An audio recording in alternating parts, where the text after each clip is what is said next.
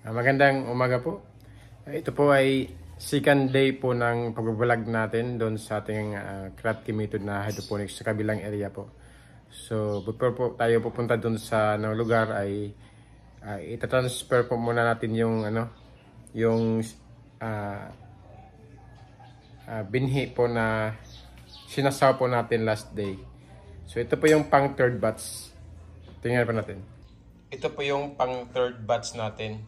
Kasi yung nandun po sa area sa greenhouse is first batch saka second batch po yun. Ito po yung pang third batch.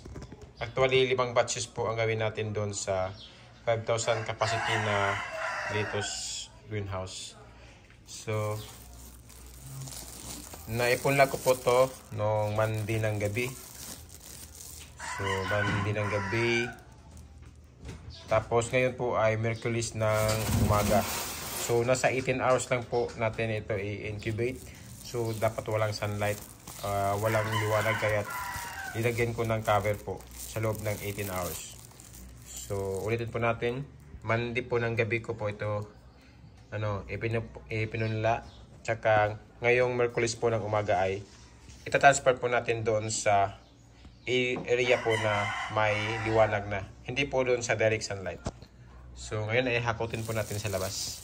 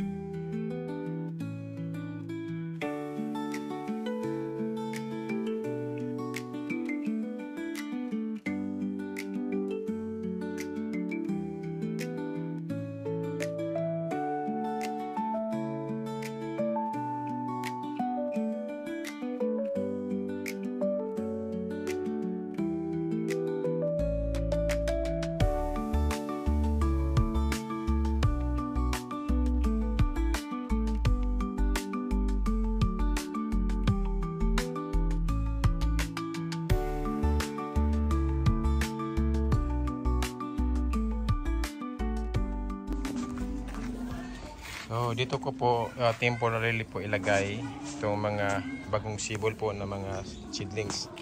So, 18 hours po. Kailangan po mayroon ng lumabas na roots.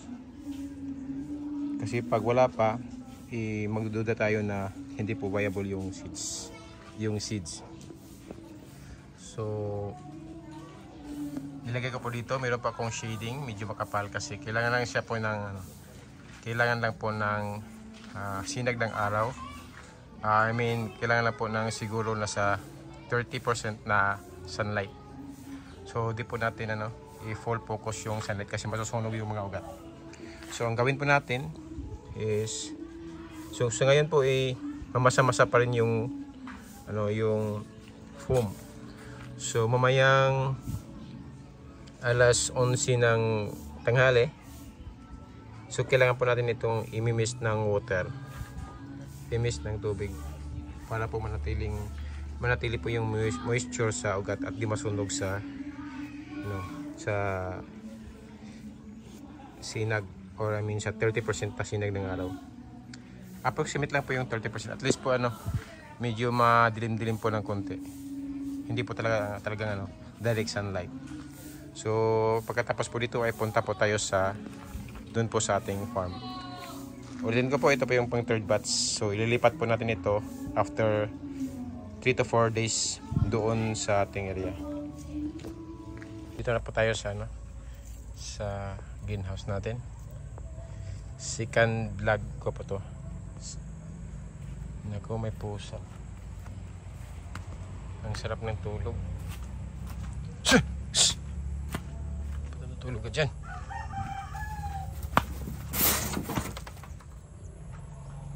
Kalabas.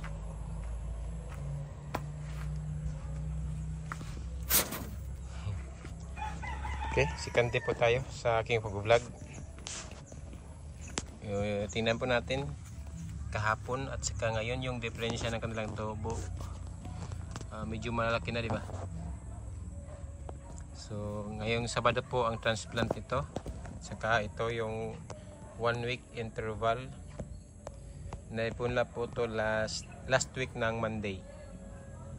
Ngayon po is Merkulis na ngayon. So nasa 8 days from sowing. So yung kanina po is yun po yung pang third batch. Actually po 5 batches po lahat. Itong greenhouse na to. 5 batches. So per batch is 1,000 po, 1,000 heads. So ito na po yung all-meaty na sobrang seedlings na itinanim natin. Tingnan nyo po yung diferensya kahapon at sa ngayon. Ito po pala Strusa seeds. Trial lang po to. Strusa nasa 200 plus na 200 plus na heads. Strusa seed. Strusa. So ang gagawin natin ngayon po is i-monitor po natin yung tubig ng ating mga seedlings. Yan, dapat po ay nasa 1/4 or almost kalahati yung tubig. Yan. Natural lang po talaga na may lumot. Hindi po talaga maiwasan na magkaroon ng lumot. So dito po, itong first batch po ay dito ko po talaga isinasaw directly yung seeds. So naglagay po ako dito ng mga foam. Then nilagyan ko po ng tubig, tsaka diretsong tinamnan po ng mga seeds. Samantalang ito pong second batch, ang ginawa ko po ay doon ako sa bahay namin nagsasaw. Then after 3 days, ita-transfer ko po dito. Kasi mas comfort lang po na doon sa bahay magtatanim kasi anytime lang po doon. Kasi pag dito kasi minsan po ay naubusan ako ng time kasi yung ang bahay po namin pala is 8 kilometers galing dito. So ito po yung nasa 8 days or 9 days from sowing. So nasa almost dalawa na yung true leaves nila. So ito po pala paano po ito ginawa.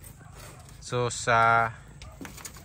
idudugtong ko po dito sa video na to yung paano ko po ginawa yung ganitong foam. So paano ko po binubutas. Idudugtong ko po dito sa video na to. So ito, monitoring lang po tayo. Titingnan po natin kung may mga uod. Ito po yung Strusa. Ito po yung all-meaty seeds, all-meaty variety. Yan, may uod. Tingnan natin.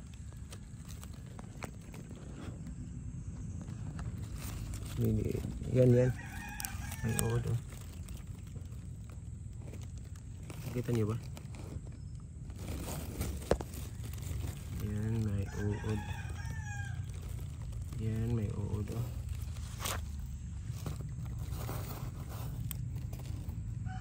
So, hindi natin yan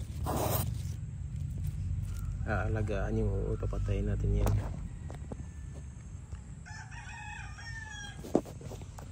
Dami talaga insekto, diba? Yan pa, may sumisilip. Kita nyo ba? Saan yan? Yan, sumisilip. Yun. Yan, tipaklong na malaki.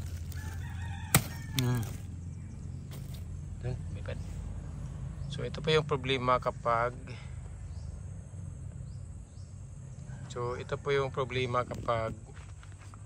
walang net yung greenhouse natin. Marami pong mga insekto na makapasok. So siguro ay isasarado ko lang siguro yung net. Yung plano ko po kasi ay maglagay lang ng trap at saka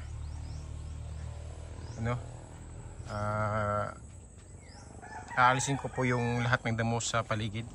Mag-spray po ako ng herbicide at saka sabay na po ng insecticide mismo sa palibot po ng greenhouse para po ay ma-eliminate yung mga weeds at saka mawala yung mga or ma-minimize yung mga insekto na atake. Tsaka additional po ay maglagay po ako ng insect trap sa loob. Insect attractant at saka trap. Yan, hindi pa nawala yung pusa. Hindi pa nawala yung pusa. So mini-monitor po din natin yung tubig, yung notsol. Tinitingnan natin sa loob. Okay naman po yung level nila. Yan, okay ba naman din.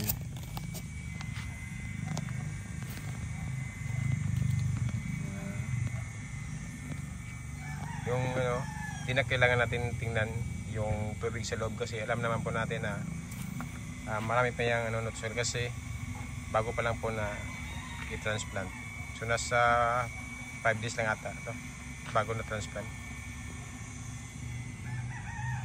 So ito pala yung maintenance natin dito ay every tanghali po ay magmi-mist po tayo ng tubig kasi lalo na kung mainit yung panahon. Pero kung wala namang kung maulap naman yung tanghali yung buong araw, hindi natin i-mist ng tubig.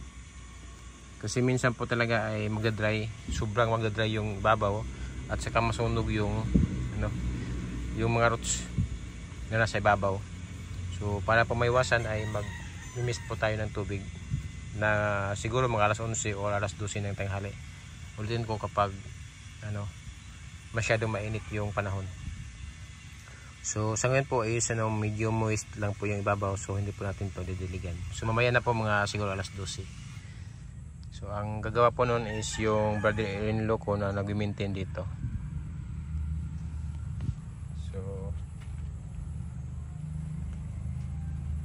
Po, lapit na mga transplant. Yung leaves po nila is nasa mayroon ng 3 at mayroon ng 4 na true leaves. At lalaki pa ito ngayong Sabado. So ngayon po ay Merkulis, so Sabado po yung transplanting natin. So sa calculation ko po nasa 20 days at 21 days after sowing. So hindi ko po magawa na ma-transplant ito sa ika 15 days kasi alanganin po 15 days Monday at saka may opisina ako, so talaga yung schedule ko sa pagta-transplant at sa mga major na mga gawain dito is Sabado at saka Linggo. So yung iba yung sawing pwede naman po magawa sa bahay sa gabi, so kahit office kahit Monday or hanggang Friday magawa ko po yun. So every umaga lang po bisita ko dito para mag-monitor po kung ano nangyayari at saka ano ang kailangan gawin sa ating hydroponics Kratky farm.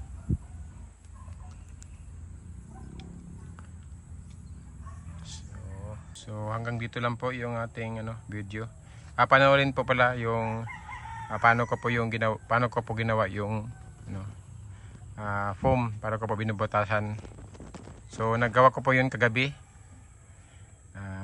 Nag-overtime po ako para po sa first batch na para po dito sa first batch na seedlings. Kasi yung nandito na po is kulang po.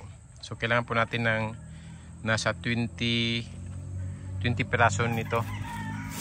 Kasi nasa 1,000 plus po yung ating seedlings.